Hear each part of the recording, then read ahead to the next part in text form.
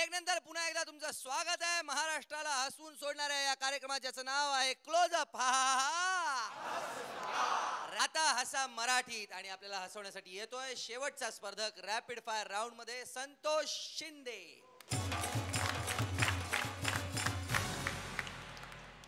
महादेवाचं मंदिर आहे, तो जरासा देव वैतागलेला आहे. हे सगळ्या प्रतिष्ठित माणसांचे प्रॉब्लेम वगैरे सोडवण्यामध्ये प्रत्येक प्रतिष्ठित माणूस तिथे येतोय, आपापले प्रॉब्लेम सांगतोय. त्याच्याबरोबर त्यांचं बोलणं कसं असेल कल्पना करा. पहिल्यांदा येतात अमिताभ बच्चन. आज खुश तो बहुत होंगे ना तुम, डैंग. आज जिंदगी में पहली बार डैंग, तुम्हारे चौकट पे डैंग खड़ा हूं. और ए घंटी सोडे आधी. मंदिरातल्या सगळ्या घंट्या लोंबकळून तोडल्यास बाकीच्या भक्तांनी काय वाजवायचं? हा बर कळलं तुझ्या उभा राहायच्या स्टाईल वरून, तुझ्या उभं राहण्याच्या स्टाईल वरून कळलं तुला किती मानसिक त्रास आहे. सांग बाबा, प्रॉब्लेम सांग. भगवान ए मेरे नाम पे ये बदनामी का खेल चल रहा है. कुणी केले रे खेळाची सुरुवात? अभिनयाचा धंदा चांगला चालला होता ना, कशाला पाहिजेत बाकीच्या उचापती? लेकिन ये लोग, अरे कोणी घ्यायला सांगितली शेती? काय कळतं तुला शेतीतलं? आ कळतं का तुला काय पाहिजे तुला? हा आणि जाता जाता एक लक्षात ठेव, सुनेवर लक्ष ठेव बरं का. हा ये आता. यानंतर येतात वाजपेयी.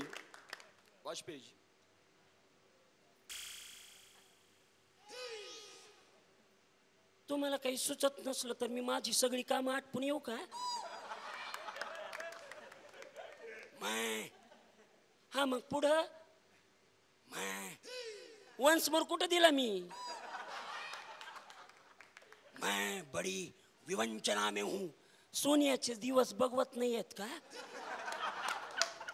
नहीं, मुझे दुख हो रहा है.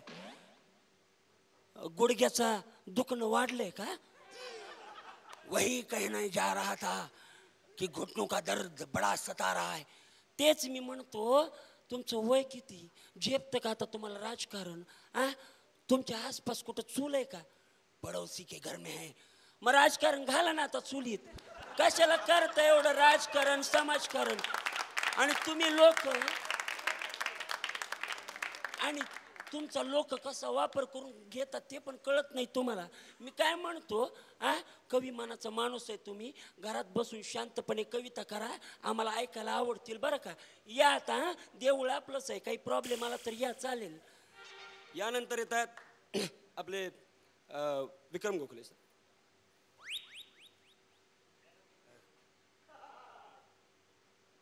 देवा, मी म्हणजे मला का हो पाठांतराची कायम बोंब तुमची?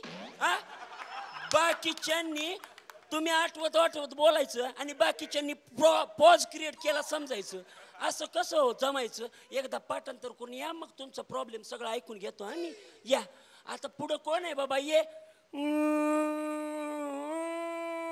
कोण आहे? हाडे कोण आहे? जाबर आहे कोण आहे? कसूर माझाच कसूर आहे. पहिल्यांदा ज्यावेळी तू नारळ फोडायला आलता संगीतकार होतं म्हणून, त्याच वेळी तुझ्या डोक्यात नारळ फोडला असता तर आज हे दिवस कानठळ्या बसायचे आले नसते. आणि काय रे, काय चालवलंयस तू? अरे काय प्रथा पाडलीस रे त्या गाण्याच्या स्पर्धेत? सारखं उठायचं, स्टेजवर जायचं, पोरांना मिठ्या मारायच्या. तुझं बघून बाकीचे पण परीक्षक तसेच वागू लागले ना. अरे त्या बप्पी लहरींना झेपतं का वर स्टेज चढणं? कळतं का तुला? ते पण जातात स्वतःच एकतरी गाणं म्हणून येतात. तर काय लावलंय तू? आणि तिथं गाणी शिकवायला जातो का पोरांची लपडी जुळवायला जातो? काय चाललं? आशिक बनाया आपने नाही तेरे बापने. आता परत इकडे येऊ नकोस, तुला सांगतो.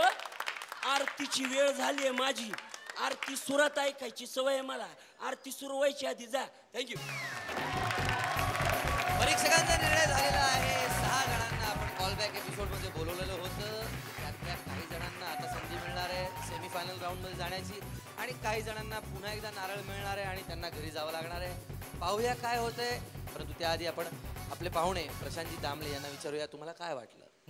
मुळात मला आनंद झाला आणि परत एकदा झी टी व्हीला मला धन्यवाद द्यावेसे वाटतात की या सगळ्या नवीन मुलांना त्यांनी एक प्लॅटफॉर्म दिलेला आहे आणि त्या प्लॅटफॉर्मचा सगळ्यांनी खूप कल्पकतेने वापर करायला हवा. याच्यापुढे ही तर सुरुवात आहे.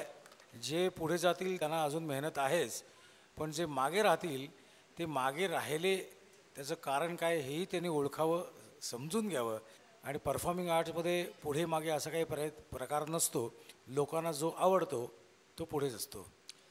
आता रिझल्ट आपल्याला कळेल, कारण सुंदरी येणार, नारळ देणार. ज्याला नारळ मिळणार तो घरी जाणार आपापल्या गावी, आणि ज्याला नारळ मिळणार नाही तो जाणार सेमीफायनल राऊंड मध्ये.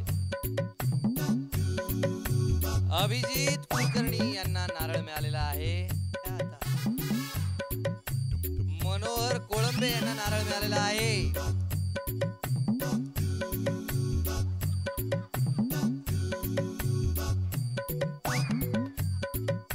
प्रशांत संसारे यांना नारळ मिळालेला आहे. आता कदाचित मला नारळ आता कुणालाही मिळणार आहे नारळ मिळणार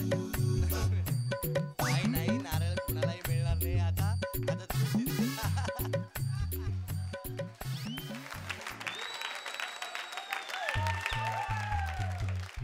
सुनील होळकर हे गेलेले आहेत सेमीफायनल मध्ये.